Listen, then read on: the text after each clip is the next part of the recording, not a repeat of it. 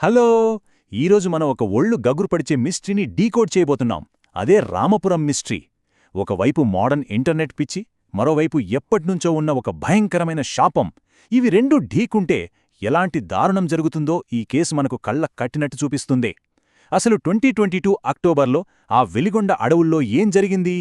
ఈ భయంకరమైన చీకటి నీడల్లోకి ఒక్కసారి వెళ్ళి చూద్దాం. ఆ ముగ్గురు కుర్రాళ్ళు అడవిలోకి వెళ్లేముందు ఆ ఊరు పెద్దవాళ్లకొక స్పష్టమైన వార్నింగ్ ఇచ్చాడు. రాత్రి 12 దాటాక మీ పేరు పెట్టి ఎవరైనా పిలిస్తే అస్సలు వెనక్కి తిరిగి చూడకండి అని.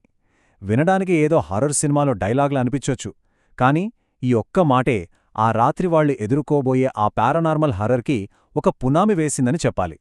Section 1 the viral obsession. అసలు ఎవ్వరూ తిరిగిరారు అని తెలిసినా ఆ పాడుబడిన బంగ్లాలోకి వాళ్ళెందుకు వెళ్లారు? దానికి ఒకే ఒక్క కారణం: ఆన్లైన్లో వైరల్ అవ్వాలనే పిచ్చి. ఇక్కడ వాళ్ల ఆలోచనా విధానాలు ఎలా ఉన్నాయో గమనించండి. గ్రూప్ లీడర్ కార్తీక్కి ఆ ఊరి పెద్ద ఇచ్చిన వార్నింగ్ ఏమాత్రం పట్టలేదు. పైగా ఈ డైలాగ్స్ మన వీడియోకి భలే హైలైట్ అవుతాయి అని చాలా లైట్ తీసుకున్నాడు. కాని అతని ఫ్రెండ్స్ అజయ్, వినయ్ల పరిస్థితి వేరు.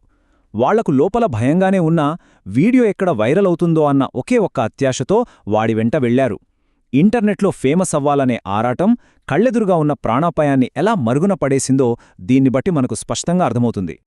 ఆ రాత్రి అసలేం జరిగిందంటే, రాత్రి 11:40కి వాళ్లు ఆ ఫారెస్ట్ బంగళా దగ్గరికి చేరుకున్నారు. కరెక్ట్గా 11:45కి ముఖద్వారం దానంతట అదే తెరుచుకుంది. ఇక సరిగ్గా అర్ధరాత్రి 12 గంటలకు ఆ సూపర్ న్యాచురల్ క్లైమాక్స్ స్టార్ట్ అయింది. అంటే కెమెరా ఆన్ చేసిన క్షణం నుంచి పరిస్థితులు ఎంత స్పీడ్గా, ఎంత భయానకంగా మారిపోయాయో మనం ఇమాజిన్ చేసుకోవచ్చు.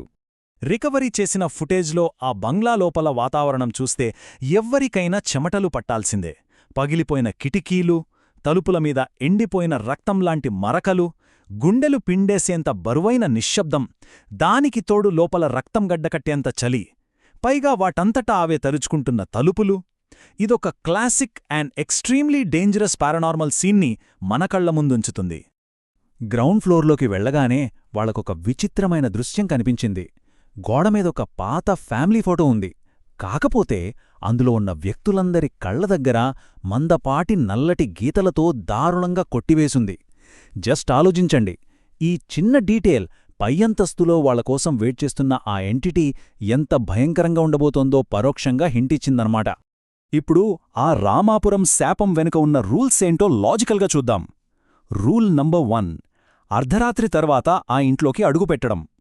రూల్ నంబర్ 2, మనకు బాగా ఇష్టమైన వాళ్ల వాయిస్ మన పేరు పెట్టి పిలవడం. And most important, rule number 3, ఆ పిలుపు విని ఎట్టి పరిస్థితిలోనూ వెనక్తిరిగి చూడకూడదు. ఈ రూల్స్ చూస్తుంటేనే మనకి క్లియర్గా అర్థమవుతోంది గదా, అర్ధరాత్రిపూట అక్కడ ఎలాంటి పర్ఫెక్ట్ సైకలాజికల్ ట్రాప్ సెట్ చేయబడిందో. ఆ బంగ్లా పై అంతస్తులో ఉన్నప్పుడు సడన్గా కార్తీక్ చేతిలోని కెమెరా స్క్రీన్ గ్లిచ్ అవ్వడం స్టార్ట్ అయ్యింది. స్క్రీన్ మీద ముఖం లేని తెల్లటి చీర కట్టుకున్న ఒక వికృతమైన ఆకారం కనిపించింది. సరిగ్గా అదే టైంలో ఆ పై అంతస్తు చివరున్న చీకటి గదిలోనుంచి ఒక స్వరం వినిపించింది. ఆ పిలిచింది మరెవరో కాదు, చనిపోయిన కార్తీక్ సొంత తల్లి. అవును, ఆ ఎంటిటీ కార్తీక్ చనిపోయిన తల్లి వాయిస్ని అచ్చం అలాగే దించిందన్మాట. మనిషిలో ఉన్న ఎమోషన్ని, వాళ్ల బాధని వాడుకుని వాళ్లతోనే ఒక ప్రాణాంతకమైన తప్పు చెయ్యించడానికి పన్నిన ఒక పర్ఫెక్ట్ మైండ్ గేమ్ ఇది. రేయ్, వెనక్కి చూడొద్దు, ఆ ఊరి పెద్ద చెప్పిన మాట గుర్తు తెచ్చుకో అని అతని ఫ్రెండ్స్ భయంతో అరుస్తూ బతిమాలుతున్నా వినకుండా ఆ ఎమోషనల్ మూమెంట్లో కార్తీక్ ఆ అల్టిమేట్ రూల్ని బ్రేక్ చేశాడు. ఏమాత్రం ఆలోచించకుండా అతడు నెమ్మదిగా వెనక్కి తిరిగాడు.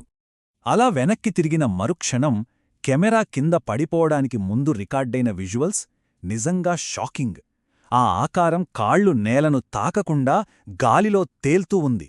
ముఖం పూర్తిగా కాలిపోయి కళ్లస్థానంలో కేవలం నల్లటి గుంతలున్నాయి. నోరు అసహజంగా దారుణంగా చిరిగిపోయుంది. అది ఇల్లు మొత్తం కంపించేలా ఒక భయంకరమైన కేక వేసింది. ఆ తర్వాత అంత డెడ్ సైలెన్స్. మరుసటి రోజు ఉదయం పోలీసులు అక్కడికి చేరుకునేసరికి సీన్ మొత్తం మారిపోయింది. దర్యాప్తులో ఆ గ్రూప్ లీడర్ కార్తీక్ ఏ ఆనవాలు లేకుండా మాయమైపోయాడు. అజయ్ ఆ బంగ్లా బయట స్పృహ తప్పిపడిపోయి దొరికాడు. ఇక వినయ్ అయితే ఆ పై అంతస్తులో ఒక మూలన పూర్తి ట్రామాలోకి వెళ్ళిపోయి కనీసం మాట కూడా రాని స్థితిలో దొరికాడు. అక్కడ మిగిలింది కేవలం ఆ నేలమీద పడి ఉన్న కెమెరా మాత్రమే. అయితే ఆ దొరికిన ఫుటేజ్ని చూసిన వెంటనే పోలీసులు ఆ కేస్ని అక్కడికక్కడే క్లోజ్ చేసి భయంతో వెళ్ళిపోయారు. దానికి కారణం ఈ నెంబర్ 20. ఆ వీడియో చివరి ఫ్రేమ్లో కార్తీక్ వెనుక నిలబడి ఉన్న ఆ ఆకారం ముఖం సరిగ్గా 20 ఏళ్ల క్రితం అదే ఇంట్లో ఆత్మహత్య చేసుకున్న ఒక మహిళా ఫోటోతో 100% మ్యాచ్ అయింది. వినడానికే నమ్మశక్యంగా లేదు కదూ. ఈ సంఘటనలో ప్రాణాలతో బయటపడిన వినయ్ ముందు ఎవరైనా పొరపాటున కార్తీక్ పేరు చెప్తే చాలు, భయంతో వణికిపోతూ అతను చెప్పే ఒకే ఒక్క మాట, ఆమె ఇంకా అక్కడే ఉంది. ఆ గ్రామంలోని శాపం ఇంకా సజీవంగా ఉందనడానికి ఇంతకంటే పెద్ద ఉదాహరణ అవసరం లేదు. ఫైనల్గా మనందర్నీ వెంటాడే ఒక భయంకరమైన ప్రశ్న. ఒకవేళ ఆ కటిక చీకట్లో మనకు ప్రాణసమానమైన వాళ్ల గొంతు మన పేరు పెట్టి పిలిస్తే నిజంగా మనం వెనక్కి తిరిగి చూడకుండా ఆపుకోగలమా? ఆన్లైన్ ఫేమ్ కోసం ఏదో సాధించేయాలన్న క్యూరియాసిటీతో చీకటి నీడల్లోకి వెళ్తే ఎదురయ్యే భయంకరమైన పరిణామాలకు ఈ రామాపురం సంఘటనే ఒక బెస్ట్ ఎగ్జాంపుల్. ఈ మిస్టరీ గురించి ఒక్కసారి ఆలోచించండి.